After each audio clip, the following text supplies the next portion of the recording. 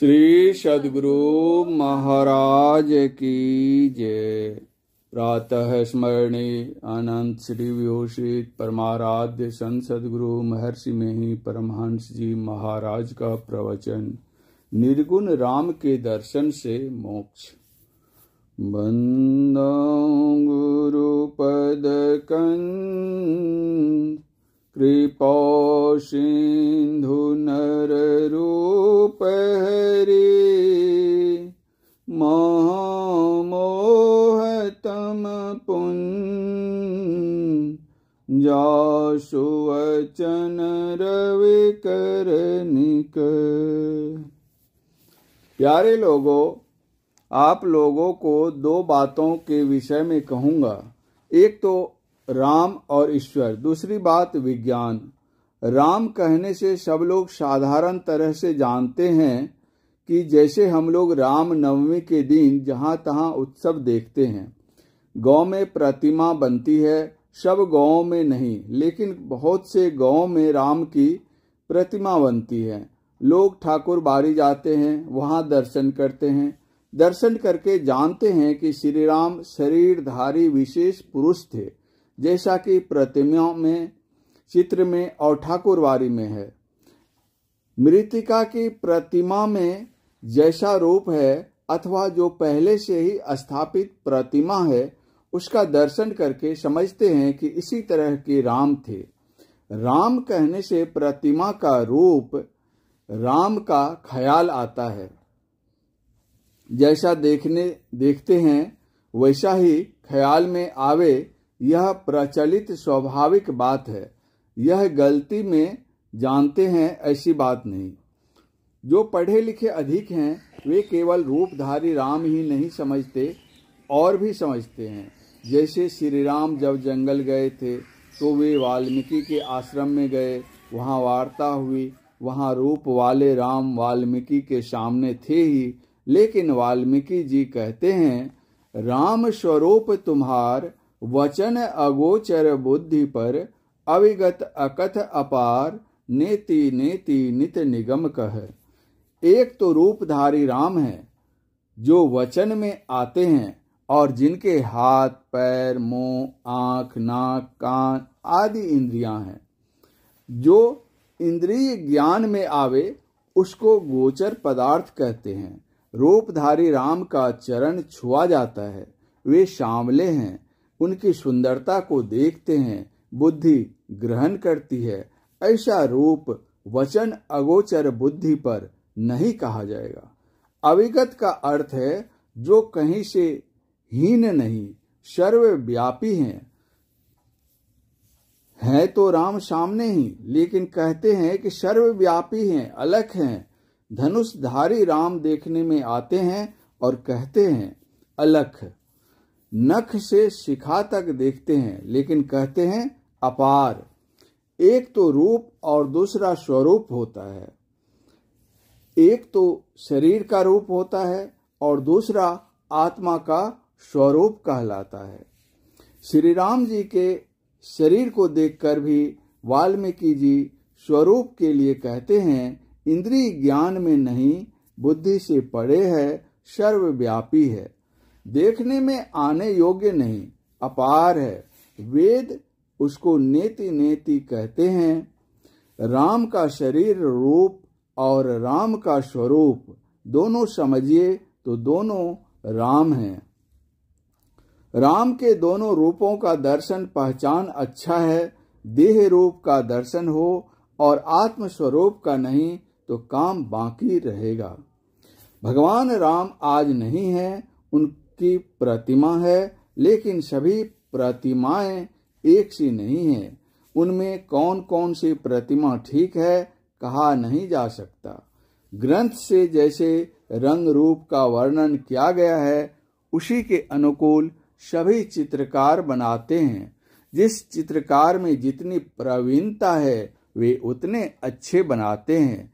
इसीलिए कम जानने वाले चित्रकार के बनाए रूप में अंतर पड़ जाता है, लेकिन जो स्वरूप है उसकी प्रतिमा नहीं बन सकती। शरीर रूप राम को सगुण राम और जो अलख अपार है वह निर्गुण राम है। राम के सगुण और निर्गुण दोनों रूपों का ज्ञान होना चाहिए। सगुण का ज्ञान इंद्रियों से होता है और निर्गुण का ज्ञान चेतन आत्मा से होता है। बुद्धि से परे चेतन आत्मा है। चेतन आत्मा से जो जाना जाता है वही अविगत अलख अपार राम है। शरीर प्रकट होता है और गुप्त भी होता है। स्वरूप के होने का कारण नहीं होता, किंतु शरीर के होने का कारण होता है। स्वरूप का होना किसी सबब वजह से नहीं होता, वह परम प्राचीन है, परम सनातन है। ऐसा जो पदार्थ है वही अविगत अलख अपार है। समय समय जो भगवान का अवतार होता है उसमें कारण होता है। राम के अवतार के कई कारण हैं, सब अवतारों के कई कारण हैं। सब अवतारों में एक ही रंग रूप नहीं, विविध रंग रूप। राम रूप में, श्याम रूप में बड़ा सुंदर और नृसिंह रूप बड़ा भयंकर। वामन अवतार में बहुत छोटा रूप, केवल 52 अंगुली का। असल में परमात्मा का ज्ञान अकथ अपार के दर्शन से होता है। यह दर्शन शरीर में रहने से नहीं होता। शरीर से पृथक होकर शरीर में रहो तब अपने में अपने से दर्शन होगा। ऐसा होने से तमाम दर्शन पाओगे। आंख से नहीं देखोगे, अपने से देखोगे। तुम स्वयं शरीर नहीं हो। गांव में कभी न कभी कोई अवश्य मरता है और उसकी श्राद्ध क्रिया होती है। सभी धर्मों में श्राद्ध क्रिया होती है किसी न किसी रूप में। इसमें विश्वास रहता है कि शरीर छूट गया है, चेतन आत्मा कहीं चली गई है, उसकी शुभ गति हो, इसलिए श्राद्ध क्रिया होती है। शरीर से केवल चेतन आत्मा नहीं निकलती। इस स्थूल शरीर से सूक्ष्म कारण महाकारण के सहित चेतन आत्मा निकल जाती है। ये 3 शरीर मरते नहीं। अपने स्वयं कोई शरीर नहीं है।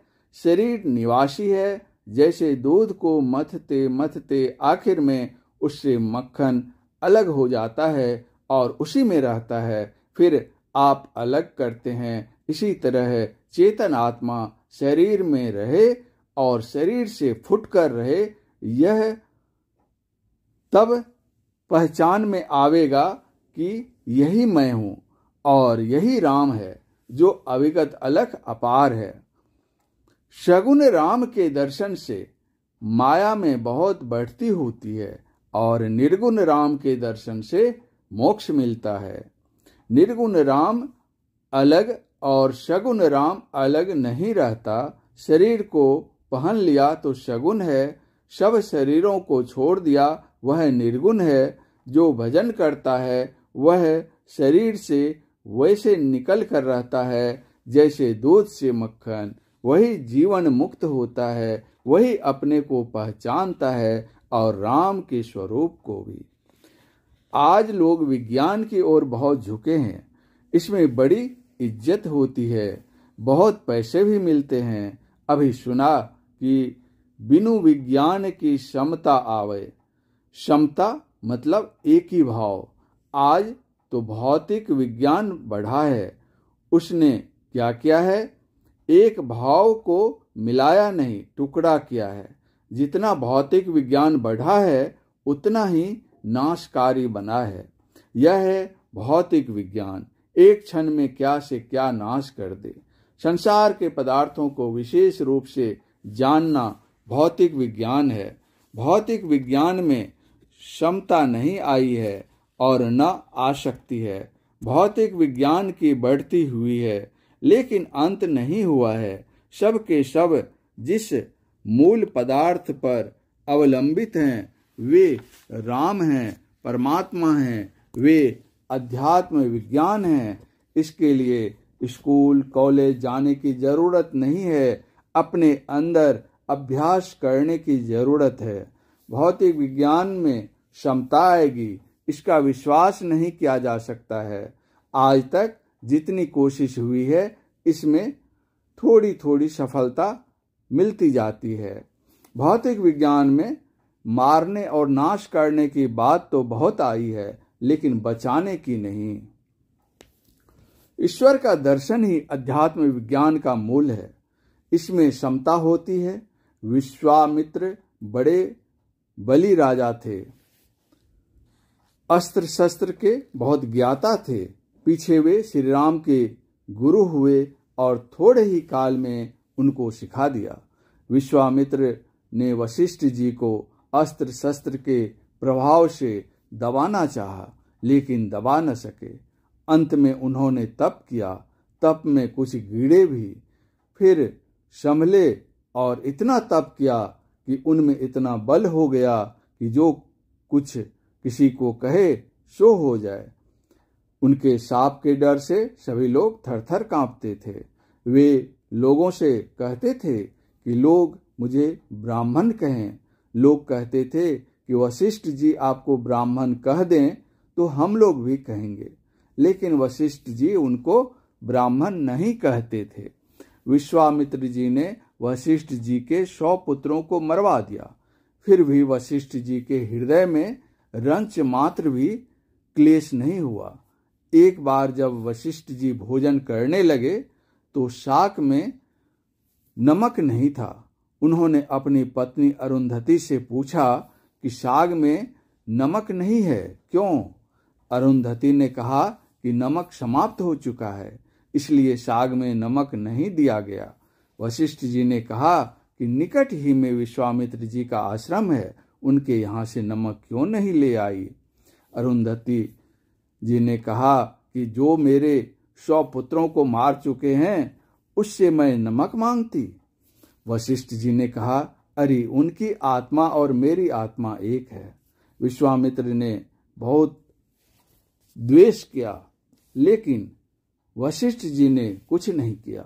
यह अध्यात्म की क्षमता है, यह आंतरिक क्षमता है। वैसे ज्ञान कहने वाले बहुत हैं। अध्यात्म ज्ञान जानने के लिए योग शास्त्र है, उसको सीखने के लिए बाहर में कोई घर नहीं है, अपना शरीर है। इसका यत्न संत सद्गुरु बताते हैं, करने वाले क्षमता पाते हैं। परमाराध्य संत सद्गुरु महर्षि मही परमहंस जी महाराज का यह प्रवचन पूर्णिया जिला अंतर्गत अब अररिया भटगामा में श्री संत मत सत्संग मंदिर में दिनांक 6/5/1966 ईस्वी के अपराह्न कालीन सत्संग में हुआ था। श्री सद्गुरु महाराज की जय।